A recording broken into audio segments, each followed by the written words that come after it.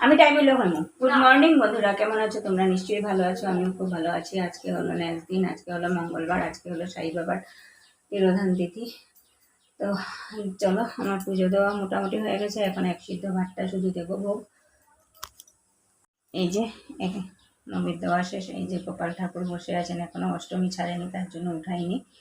আর এই যে এখন এক সিদ্ধ বসিয়েছি, এক সিদ্ধটা দিয়ে ভোগ দেবো।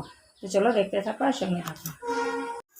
তো আজকে লাঞ্চ মেনুতে কী কী রাঁধছি, পাশে আখড়াতে গান বাজছে, আজকে ওদের জন্মাষ্টমী বৈষ্ণব মতে। তো আজকে লাঞ্চ মেনুতে কী কী রান্না করছি দেখাই। পনির তরকারি হবে আলু দিয়ে, গাজর দিয়ে, চানার ডাল, আর হচ্ছে ফ্রাইড রাইসের চাল ধুয়ে তুলে রেখেছি। আর চানার ডাল প্রেশার করে সিটি পড়ে গেছে। তো চলো রান্নাটা করে নিই, তারপরে তোমাদেরকে ফাইনাল লুকটা দেখাচ্ছি। তো দেখাই আমার রান্নাগুলো তোমাদেরকে। এই হচ্ছে মিষ্টি কুমড়ো মাঝে হাফ আপ করে রেখেছে। এই হচ্ছে পনিরের তরকারি, এই হচ্ছে চানার ডাল,